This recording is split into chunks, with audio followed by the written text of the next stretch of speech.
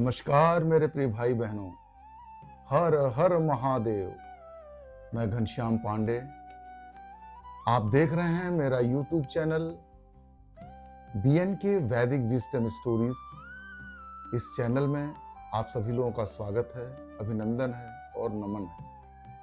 इस चैनल पर आज हम आपको भगवान शिव की महिमा और सनातन धर्म से जुड़ी हुई प्रेरणादायक पौराणिक कथाएं सरल भाषा में प्रस्तुत करने का एक प्रयास है। भगवान शिव केवल देवता ही नहीं बल्कि जीवन जीने की कला सिखाने वाले महागुरु भी।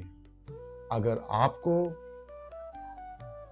शिव भगवान की महिमा, पौराणिक कथाएं और आध्यात्मिक ज्ञान में रुचि है तो इस वीडियो को शेयर करें, चैनल को सब्सक्राइब करें और लाइक करें।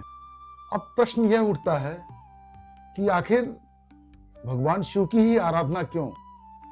उसकी विस्तृत चर्चा करते हुए हम अपनी यात्रा प्रारंभ करते हैं। हर हर महादेव। नहीं पता कौन हूं मैं और कहां मुझे जाना है, महादेव ही मेरी मंजिल और महाकाल का दर ही मेरा ठिकाना है। शिव समान दाता नहीं, विपत्ति निवारण हार, लज्जा मेरी राखियो नंदी के असवार। गुरुर ब्रह्मा गुरुर विष्णु गुरुर्देवे महेश्वरः, गुरु साक्षात् परम ब्रह्म तस्मै श्री गुरुवे नमः। अखंडानंद बोधाय शिष्य संताप हारिणे, सच्चिदानंद रूपाय तस्मै श्री गुरुवे नमः। कर्पूर गौरम करुणावतारम, संसार सारम भुजगेन्द्रहारम, सदा वसंतम हृदयारविंदे, भवं भवानी सहितं नमामि। त्वमेव माता च पिता त्वमेव, त्वमेव बन्धुश्च सखा त्वमेव, त्वमेव विद्या द्रविणं त्वमेव, त्वमेव सर्वं मम देव देव।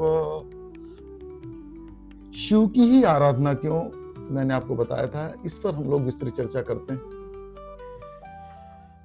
भारतीय धर्म संस्कृत में शिव तथा कृष्ण इन दो का व्यक्तित्व ही ऐसा है जिसमें विविधता और विलक्षणता है।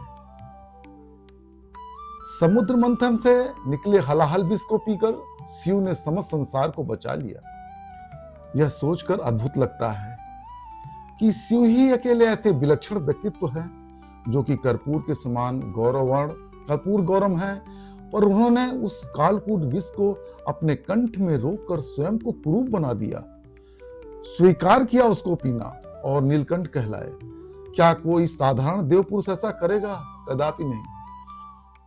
शिव ने जीवन में उन सभी पक्षों को सहज रूप से अपनाया जिन्हें हम दिमागी तौर पर सदैव के लिए भुला देना चाहते हैं। व्यक्ति स्मशान में जाना तो क्या, उसके बारे में सोचना भी पसंद नहीं करता। सामाजिक मर्यादा पालन को जाना भी पड़े तो तुरंत घर आकर स्नान जरूर करता है। लेकिन शिव है कि रहते श्मशान में हैं, वहां का भस्म अपने गौरवर्ण शरीर पर लगाए रहते हैं, साथ ही सर्पों को भी अपने बदन पर लिपटाए रहते हैं, पशुओं के बीच घूमते रहते हैं, कमर पर बाघंबर लपेटे विचरण करते रहते हैं। इसके बाद भी विलक्षणता की मूर्ति माथे पर चंद्रमा सजाकर तथा माथे के मध्य भाग में तृतीय नेत्र द्वारा पूरी कर देते हैं। उन्होंने अपने साथी भी भूत प्रेत पिशाच आदि को बनाया है। पुष्प भी सुगंध विहीन कनेर का फूल पसंद किया। अपने प्रिय फलों में धतूरा तथा विल्व फल को चुना। इन सभी प्रतीकों के अंदर बड़ा ही गूढ़ अर्थ छिपा है जिनके द्वारा हमें शिव का यह सत्य संदेश प्राप्त हो। शिव ने कुरूपता में सत्य के दर्शन किए और सभी को शिवात्व प्रदान किया तथा इस सत्यता को प्रकट किया कि जीवन को उसकी कुरूपता के साथ समझना और अपनाना ही कल्याण है। शिव का नाम आशुतोष भी है। आशु अर्थात अति शीघ्र, तोष यानी प्रसन्न होने वाले, और उपासना से शीघ्र तथा अधिक सरलता से प्रसन्न होने के कारण उनका नाम आशुतोष उचित ही है। जहां शिव है वहां श्री संपन्नता है। मां पार्वती शक्ति स्वरूपा जगदम्बा हैं, जो शिव के ही स्वरूप हैं। माता गौरी स्वयं अन्नपूर्णा हैं, लक्ष्मी स्वरूपा हैं। भगवान भोलेनाथ की पूजा साधना करने लक्ष्मी साधना का ही फल प्राप्त होता है। शिव साधना करने से गणपति साधना की भी साक्षात फल प्राप्त हो जाता है। और इसलिए कहा गया है जहां शिव है वहां सब कुछ है, और जिसने शिवत्व प्राप्त कर लिया उसने अपने जीवन में पूर्णत्व प्राप्त कर लिया। उसके लिए कठिन से कठिन कार्य भी सरल बन जाता है। शिव की साधना उपासना करने के बाद फिर साधक को किसी चीज की न्यूनता नहीं हो सकती, इसलिए कि भगवान शिव कुबेराधिपति हैं। भगवान शंकर तंत्र के स्वामी हैं, तंत्र के जन्मदाता हैं। आइए अब हम भगवान शिव का प्रिय स्तोत्र श्री काकभुसुंडी गुरु कृत रुद्राष्टक का श्रवण करते हैं। नमामि समीसान निर्वाण रूपम विभुं व्यापकं ब्रह्म वेद स्वरूपम निजं निर्गुणं निर्विकल्पं निरीहं चिदाकाशमाकाश वासं भजेऽहं निराकारमोंकार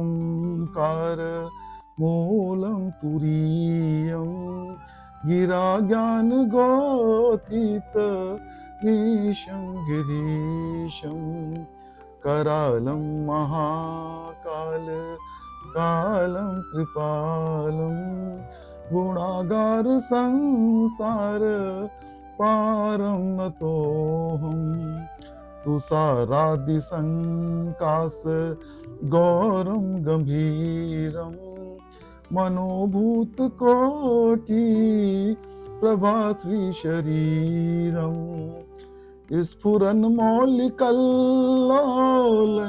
चारुगंगा लसत बाल बालेन्दु कंठे भुजंगा चलत कुंडलं भ्रू सुनेत्रं विशालं प्रसन्नाननं नीलकण्ठं दयालं मृगाधीश चर्मं वरं मुण्डमालं प्रियं शङ्करं सर्वनाथं भजामि प्रचण्डं प्रकृष्टं प्रगल्भं परेशम् अखण्डं अजं भानु कोटि प्रकाशं त्रयशूलनिर्मूलनं